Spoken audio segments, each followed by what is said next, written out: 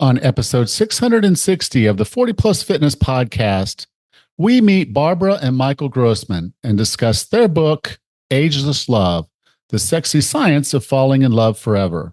You can find the full show notes for this episode at 40plusfitnesspodcast.com/660.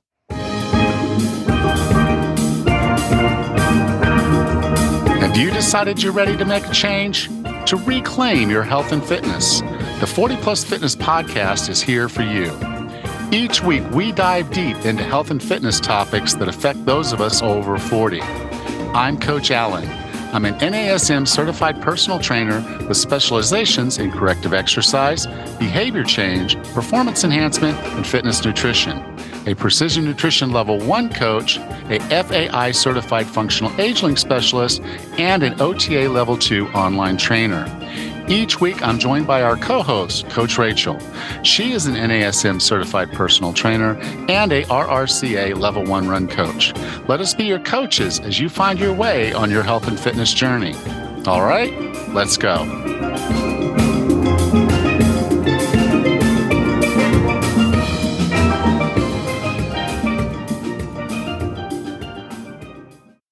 Hey, Raz, how you doing? Good, Alan. How are you today? I'm doing all right. It's been a busy month. Mm-hmm. Yeah, I did the workshop, and that's gone very well. I'm really excited about the number of people that came through the workshop and the results, what we're doing. It's been really cool. And then, of course, I opened up and launched my new training program. And that's going well. And so I'm just excited that, I'm done. But, as a result, right now, I'm not taking any more clients for a while, and I'll work into the end of the year and just get these folks the best results I possibly can. Sorry if you missed it, but we've been talking about it. But yeah, it's good. It's all good. How are things up there? Good. Enjoying the last little bits of summer here. Mike and I took our kayaks out over the weekend. So we had a different kind of working out over the weekend. My arms are a little sore from paddling, but it was a fun outing. Use your back, not your arms. I know. Well, and now I know, it's just funny. Like it's like getting your sea legs. We haven't had our kayaks out in so long. I forgot how to propel. I forgot how to turn. I forgot all the things that you do when you do something with consistency. And this was our first outing. So I'm hoping we can get out a couple more times before it gets too cold. Or you're just treading across the top of the ice. Yes, exactly. Yeah. All right. Well, are you ready to talk about ageless love? Sure. After 20 years of leading marriage classes for thousands of couples, our guests have created the best technology to navigate the marriage journey. Dr. Barbara received her PhD in a pastoral counseling from Claremont School of Theology. She is committed to teaching skills to move couples from emotional distance and power struggle to feeling understood, appreciated, and respected using wisdom from our Western cultural tradition. Her passion is to promote personal development, which is the key to success in the marriage journey. Dr. Michael has been a practitioner and a teacher of meditation for over 1,000 people over 40 years. He has led attitudinal healing classes for over 20 years, teaching how to create love, let go of resentments and fears, and how to create an experience of connection to God. He is passionate about using romantic partnership as a vehicle to move us through higher stages of inner development. He works as an anti-aging physician teaching health and longevity through balanced nutrition, hormones, exercise, meditation, and healthy relationships. With no further ado, here's Dr. Barbara Grossman and Dr. Michael Grossman. Doctors Grossman, welcome to 40 Plus Fitness. Nice to be here. A pleasure. So your book is called Ageless Love, The Sexy Science of Falling in Love Forever. Yes. And I have to say what was actually kind of bizarre as I went through the book, and I'm going to dive into this a little bit later, was it's like, okay, wait, you guys have been following me around my whole life because you actually know how I developed as a human being in my relationships. you laid them out in this book, and I'm like, who are these people and how have they been following me? How do they know these things? Because it was eerie. It was really eerie how close you guys were to how I reacted to things as I was getting more, I guess, more and more mature is the way I'd say it. Yeah. How old are you? I'm 58 now. 58. Okay. Very nice. And how long have you been married? This last time, 10 years. 10 years. Very Yes. nice. And it did start from a very different frame of mind, a very different stage. And I think that's why it has lasting power and the others did not. Yes. We All make right. it when we're in our 40s than when we're in our 20s. Yes. It like I said, you laid it out. So we're going to talk about it because I just thought it was fascinating. I'm like, okay, they've been following me around because nobody knows this stuff. All right. So, like I said, I really enjoyed the book and you came at it from a very different perspective than I was looking for. Okay. So when I came in, I was like, okay, it's a book about relationships. It's a book about love. And I fully expected, yes, we have to talk about communication because that's the core tool to make all this happen. But you used a reference to quantum physics and electrons and speaking about waves and particles as the way that we even as humans approach things. Could you kind of describe that and tell us how that works and what that means? Because as you started to say it, I wasn't sure, but by the time you got done explaining it, I'm like, absolutely. This is how it works. So electrons and photons behave in peculiar ways. We didn't realize that they're so different than, quote, particles. So from looking at science from Isaac Newton, we thought everything was little particles bouncing into each other. And then when quantum physics came around, all this weird stuff was going on where what seemed to be a particle could behave like a wave, depending upon whether someone was watching it or not, which is totally crazy. Like, oh my gosh, is light a wave or a particle? And what scientists figured out, and it made no sense to them, was that it could be either depending upon who is watching it or is something watching it. If no one is watching it, it behaves like a wave. As soon as something consciously looks at it or observes it, it turns into a particle. It gets localized. Now, that is like an extraordinary way of understanding the world we live in, which is not the way normally we think about it. We think about everything as separate from each other and like I can interact with you and bounce into you. But what we're saying with the particle wave understanding is that a photon or electron can behave like a particle or like a wave. So it could be a wave if it's just everywhere at any time, and then it can get localized if something looks at it and localizes it. So what happens in our own personal life, if we feel like everything is good and no one is judging us and watching us and so on, we feel unlimited. We feel so connected to everything, interrelated to everything. But as soon as We're relaxed. and we're relaxed, right, because we're open. As soon as our husband or wife says something specific that makes us feel like we're being observed and watched and judged and criticized, we get localized and we start feeling like, well, something is pushing on me and I can't move anymore and I'm being restricted. And we feel pressured and we feel like we're restricted. We can control whether we feel constricted or not by our way of interacting with other people if we let it just go through us. Like we become a window where everything just goes through us. Nothing gets stuck in here, which means we have to be in a state of forgiveness. We have to be in a state of gratitude. And when we're in that, nothing affects us. It just goes right through us and we change our experience. And you're your best self.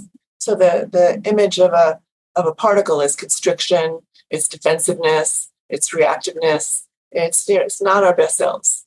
And if you can use it as a metaphor to consciously be a wave, even in the presence of criticism or in a conflict. And that's the best approach to having conversations with people we care about. Yeah, one of my takeaways, and again, I'm gonna get a little personal here, but yeah, I was thinking about that with regards to my relationship with my wife now, and I was thinking, okay, there are times when I get frustrated. I think you had a story of frustration, and I was like, yes, mine was slightly different because what happens with me is that my wife will ask me to do something while I'm doing something else. And the way my brain works, I want to finish the one thing I'm doing before I go off and start trying to do something else. And the thing she's asked me to do doesn't have to be done right now. So I get frustrated. I turn into a particle. And I realize at that point that I'm angry that she doesn't understand that I want to get this done first. And when I do that, I'll do that second, because she, in her head, she wants it done like now. So she'll start doing it.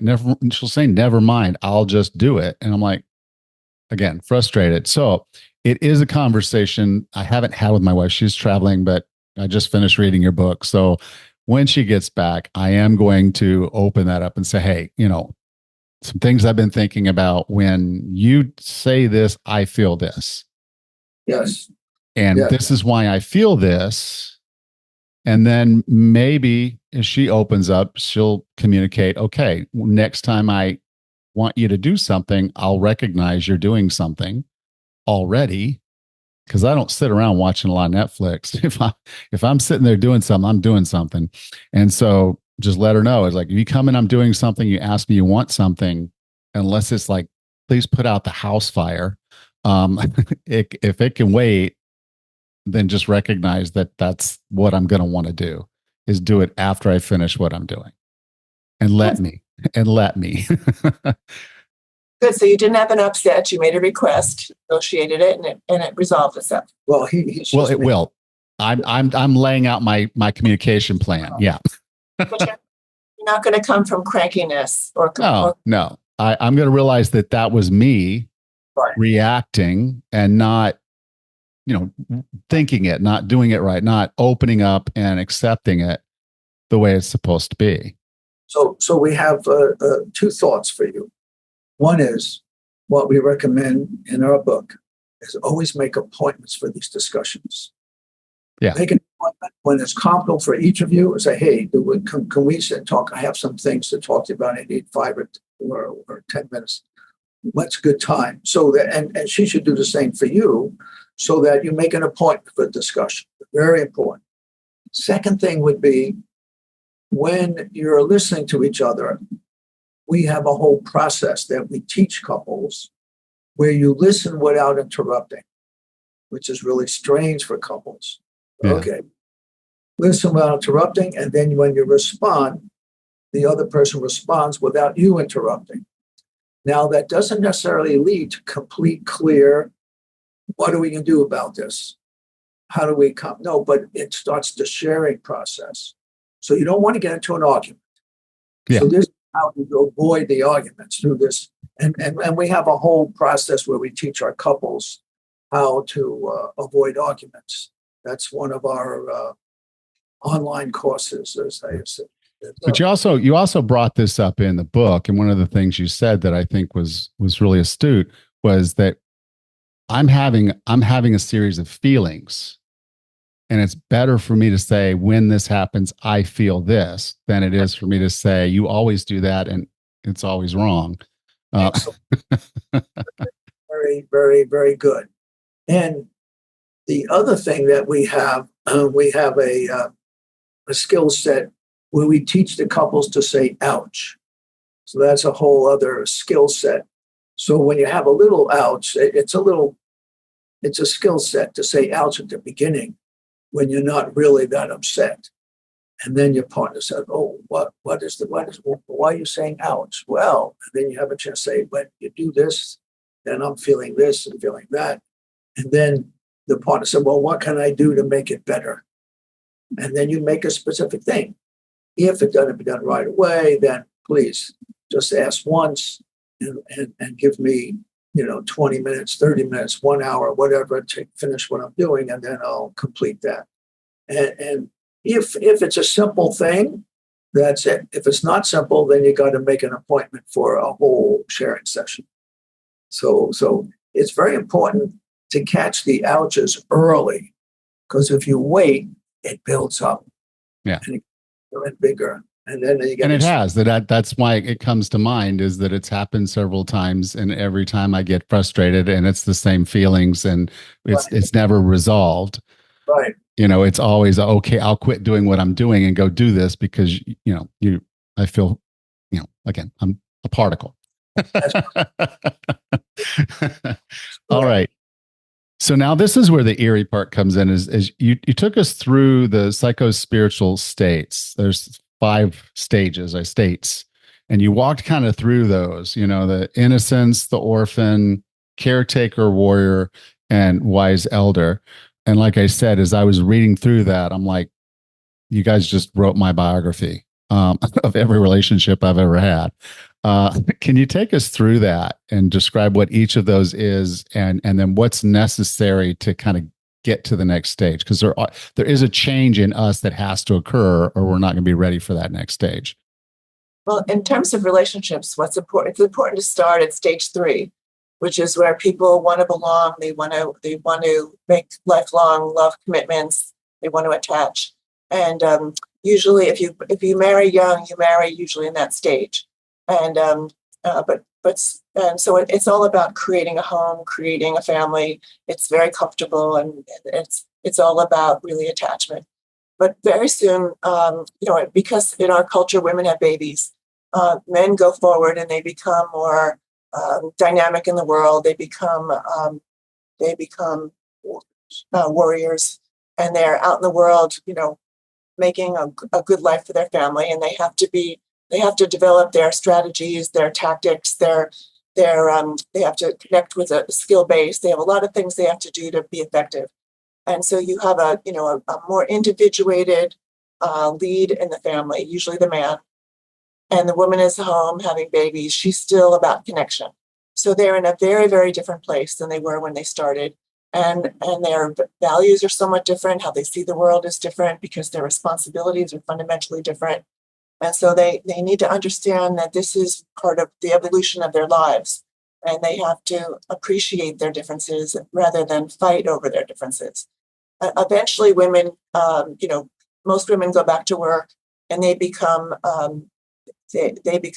more independent as well. That's not an easy deal either, because then you have 2 very powerful people who have confidence and self-esteem and have a points of view, and they battle it out. And that isn't nice for the bond and the family life and the emotional connection. So it's important to understand these stages so that we don't take them so personally, that we understand we have different points of view, and that we soften up a little bit and appreciate that, both, usually in a good argument, both points of view have validity. And, it's easier when you get to our age, where we've raised our children, we have grandchildren, and it's a very, very sweet time. But those are very, very tough stages. And if you don't understand them, it's very easy to come to conclusions that are very harsh for the partnership and for the family life. And, our purpose in talking about this is that couples understand that it's that your relationship pulls you through these stages and helps you grow. Without this stimulus, you wouldn't develop your heart, you wouldn't develop your mind, you wouldn't be forced to integrate the mind and the heart. It's the best program for self-development that has ever been designed. You can't get better therapy than having a partner, because your partner will tell you everything you probably didn't want to know. That is your project to work on yourself. And we want people to know this so that they understand the project, that it's about learning together, growing together. And we'd like to see couples, really use their relationship for the good of everyone in the family, and not, not separate and divorce without, deep reflection. Yeah. So that was it. I got into my career, and I felt like I kind of developed beyond. And even though I encouraged her to do things, she was the caretaker. She was at home. And we were in totally different stages of life, and we weren't communicating. And that was the end. We weren't mature enough. If we didn't go get help, it was what it was. Time didn't heal that, and it wouldn't have healed it. So from a relationship point of view, the woman will see her man as, arrogant and pushy, and the man will experience his wife as boring and, resistant. And it's an unfair interpretation, even though there's truth in it. But if you understand it's a stage, you understand that really it's important to be a caretaker. It's important to be out in the world. This is what you do for the family, and that you can stretch and grow towards each other. So you understand, what the big gap in between, and eventually women get interested in their own development, and they progress, and so there's a really nice stage ahead. But getting through that stage is if you're still together, yes. and so what I can add is that the development of the heart is something that men get later. So women develop their heart having babies, naturally being a woman, you're into nurturing, but the ability to have the mind controlling the heart comes a little later for women. And that's what they learn in relationship as they grow and mature. For men, it usually goes the other way. They get into their mind really early. They're into their career and into having their mind, and their heart is just controlled by their mind. But then they have to, when they are growing and developing, they have to learn to develop their heart. So what does that mean? That means women, it's important for a man to learn to share his feelings. It's important that he's connected to his feelings. And it's important that his woman knows what his feelings are. And it's also important, on the other side, for a woman to control her anger. It's not nice. And anger isn't a primary feeling anyway, it's secondary. What's underneath anger is hurt and fear. And, most people don't know that. And so feelings get dramatized. And that's a bad recipe for a relationship. I agree.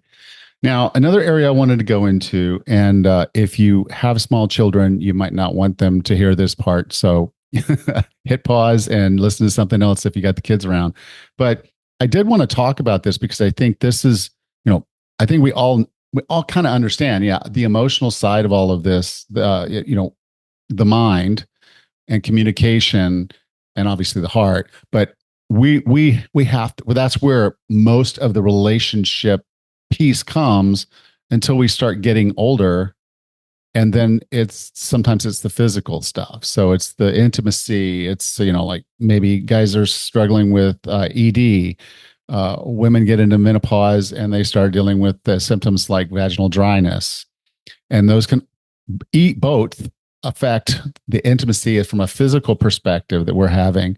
So I'd like to talk a little bit about your perspectives on managing those, because they're very sensitive topics to individuals when they're going through it. But what recommendations would you have for someone? Well, there are two different basic issues we have to look at. So as a physician who deals with these things a lot, there are two different categories. One is the emotional category, and the other is the physiological category. So the physiological category is very different from men and women. For women, it's pretty quick when they go into menopause, anywhere from the age of 45 to 50 something. Women are going to go through menopause where they are not menstruating like they used to, get hot flashes, vaginal dryness, mood swings, not sleeping well, feeling tired, losing libido. And it's not psychological, it's physiological. That can have a great effect on the relationship when a woman goes through that. And the way to treat that is on the physiological level. So they come to see me, I put them on bioidentical hormones, natural hormone replacement. So chapter 2 in the book, not chapter 2, but section 2 is all about the body. And we talk about what should we do for women. If you take bioidentical hormones, you live longer and healthier than if you do nothing. You don't want to use the synthetic hormones. And there's all kinds of variations of things to do, but it's dramatic. it allows women to live a vital, energetic, enthusiastic life, sexually, mentally, emotionally, creatively, their whole life. So Barbara and I, we're 74, 73. We do ballroom dancing. We compete around the country. It's real intense, and we love it. But we couldn't do it without these natural bioidentical hormones. Men, it's a little different. When men go into their 50s, they lose a lot of their hormones, but it's just slow. Every 10 years, it goes down and down and down. By the time they're 60 or 70, it's like, whoa, it's gone. And they feel like an old man. And they lose their energy, they lose their enthusiasm, they lose libido, they don't have any muscle stamina or endurance. It's all reversible and it's dramatic. But the downside is very slow. So you feel less good when you're 40, less good when you're 50, less good when you're 60, but there's nothing dramatic. It's so slow.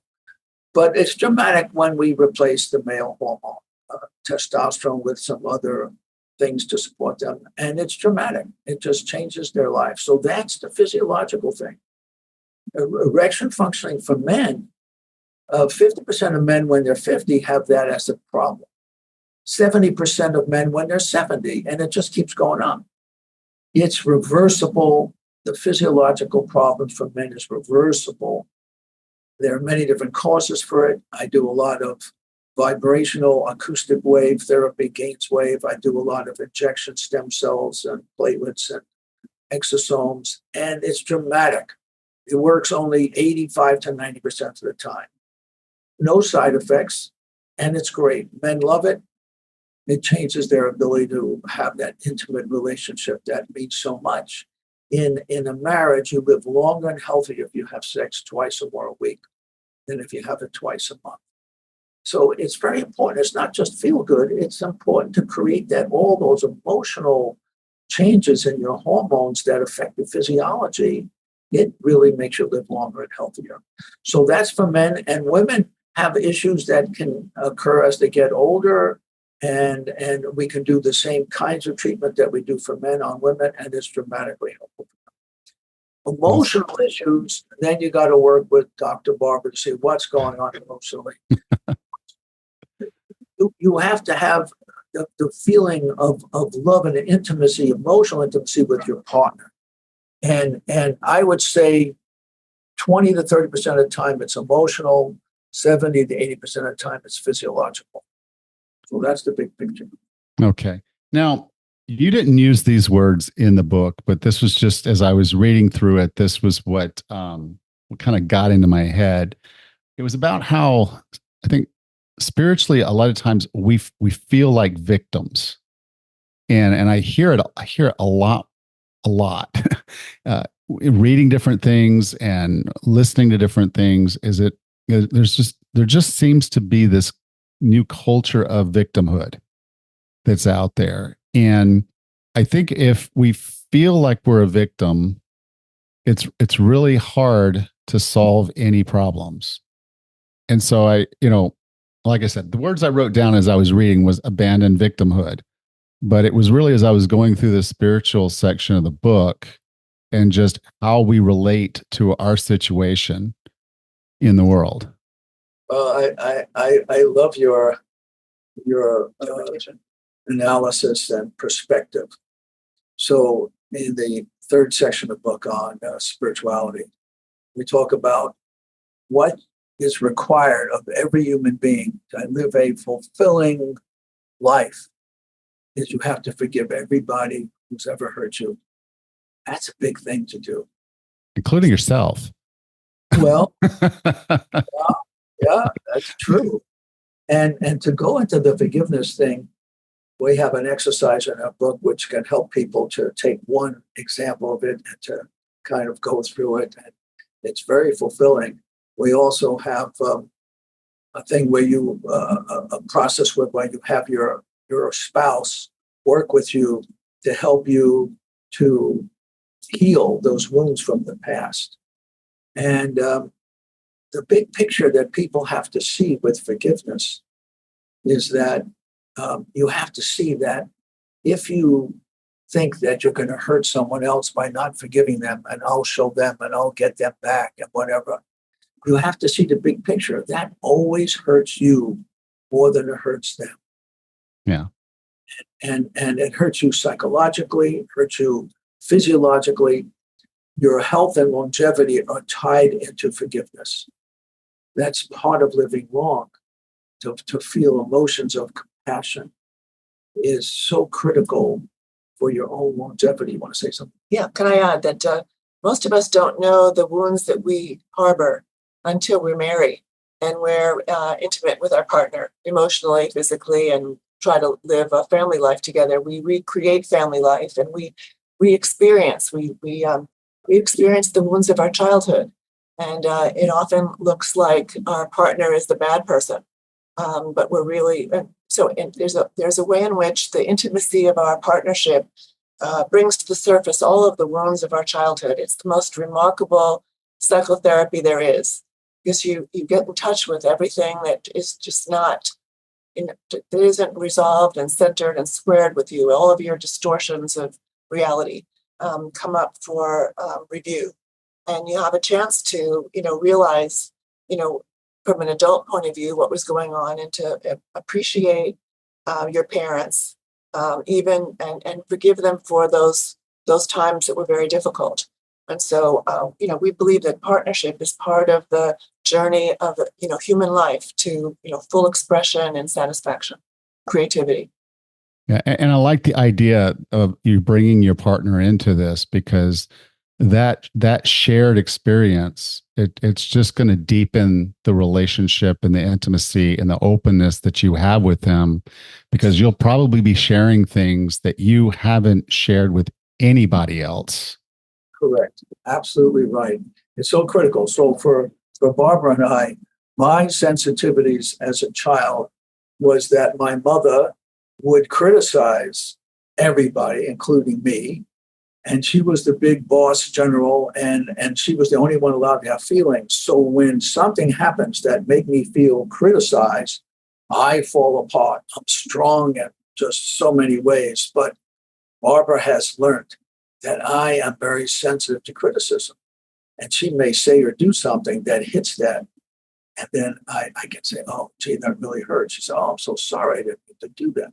Oh, that is something my mother would never do, right? But yeah. Barbara, she'll apologize for just a little tone of voice or a little something, And then that creates the love where she heals my past hurts. And Barbara's hurts are her natural father left and never came back when she was 2. Abandonment drives her crazy. If she thinks I might run off or not come home on time or something happens and I'm not there, then she falls apart. And instead of me feeling like she's criticizing me and trying to upset me, I recognize, oh, that's her sensitivity. Okay. I'm so sorry I forgot to call you. Oh, and then she could feel better about it. So each of us can heal each other, and that is critical. And then you go on and on where you do ultimately have to forgive everybody for everything that ever happened to you. And then God's love comes into your experience. And you feel open to everything around you, and your heart expands. And you move through those layers that you talked about, the growing layers. After the warrior phase, you get into the wise elder phase, and there's other phases above there. But it all requires, you got to go through all this stuff. It's quite a spiritual process that relationship pushes you through. Well, I'm not going to call myself a wise elder yet, but I'm working on it. Okay. It's a process. What happens is the injuries of one of your childhoods intertwines with the other one. So if I feel, abandoned and unimportant to Michael, and I start criticizing him, we've reactivated both of our histories in the same moment. Yeah. And so it takes a lot of reflection and forgiveness to unwrap that and lay it out and resolve it. And if you don't do that, because you're not just hurt from this moment, you're hurt from your whole history, it gets so intense for some couples. I think that accounts for a lot of the divorces we see, because fundamentally our partnership is a psychological relationship. Yes. Okay. So, Dr. Barbara, I define wellness as being the healthiest, fittest, and happiest you can be. What are 3 strategies or tactics to get and stay well? Well, I think you need to have a form of exercise. You need to eat healthy. You need to know your body, your personal physiology, and eat well for the kind of body you have. You need to stay connected. That means, a soulful, deep conversations on a regular basis and regular sex. All right. So now, Dr. Michael, same for you. I define wellness as being the healthiest, fittest, and happiest you can be. What are 3 strategies or tactics to get and stay well? So what I would add to Dr. Barber is that one, I would add that the way to stay emotionally connected to your partner is to work at the skills you need to foster that. And you're going to find those skills in the courses that we teach online, in our books. You need to make that an important part of your life, that you've got to say, yes, this is just as important as eating. The most important factor in longevity after the age of 50 is the quality of your personal relationships. You need to work on that. You're not born having the skills for personal relationships. You've got to learn them. We've had many mentors, and we love mentoring other people, online courses that are on video or in-person Zoom courses. Second thing is, meditation is a critical factor in one of the things you need to do to have good longevity and to be healthy. You have to calm down the stress response, which is so overwhelming in modern life. And I teach meditation classes twice a week online, and then they can go to drmichaelmeditation.com. It's no cost. So important. The third thing that is real critical is to have a doctor who's going to look at your overall well-being.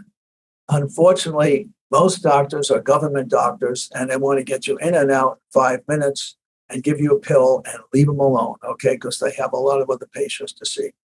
You need a doctor like myself who's going to look at your overall well-being, look at all the different tests on are you pre-diabetic, are you clogging your arteries, are you having issues with inflammation, arthritis, and they have to look at the big picture.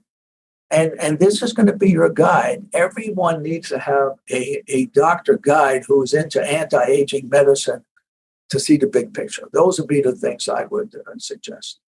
Thank you. So doctors, if someone wanted to learn more about you, learn more about your book, Ageless Love, and all the wonderful things that you're doing, where would you like for me to send them?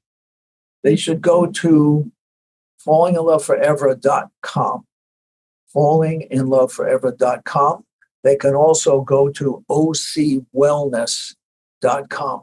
So the medical side is the OC Wellness, and the relationship side is the Falling in Love Forever. Thank you.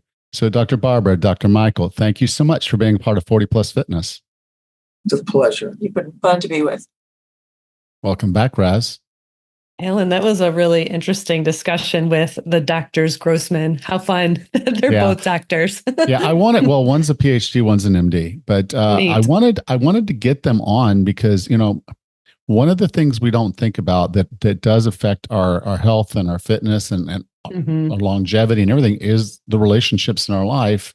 And one of the most important of those would be, your partner, your spouse. And too often, we let those things get bad and lack the skills to make them good again. And so I think this was a good opportunity for someone to say, okay, I'm a grown person. I'm going to figure this stuff out. And, so I was glad to be able to kind of go through it. When they started talking about quantum entanglements and all that other stuff at the beginning of the book, I was about to say, okay, this might not be the book for me, but then they got to the practical stuff and everything. And at that point you're like, okay, so now I understand what they were going after and understanding where we are. And so now you have some tools to kind of look at who you are and where you are and understand each other better But you and I were talking before we came on, just the one base key of this whole thing is communication. 100%. I mean, communication is the absolute foundation of everything. And it's funny as you look back at your lives. Mike and I actually have been married for almost 30 years. Next year will be our 30th anniversary. And as I look back, now that we're empty nesters, I'm a different person than I am today than I was when we got married almost 30 years ago. I mean, 30 years is a lot of years. And I've changed you still put many up times. With Mike. That's amazing. I know. Well, to be honest, he puts up with a lot with me too. But that's a good example. It goes both ways. But there have been times where we have communicated very well, and there's times where we've communicated very poorly. But yeah, I mean, so much has changed. You have to go back and forth. You have to share with one another. And if it doesn't just happen naturally, I liked the doctor's idea about setting meetings and having deliberate discussions. How are things going in your life? What are you thinking nowadays? And, if you can't do it again naturally, I mean, take a look at what major things are happening in your life today. For example, in my life, we are now empty nesters. We have no kids in our lives, which means I don't have that nurturing, caretaking focus that I had before.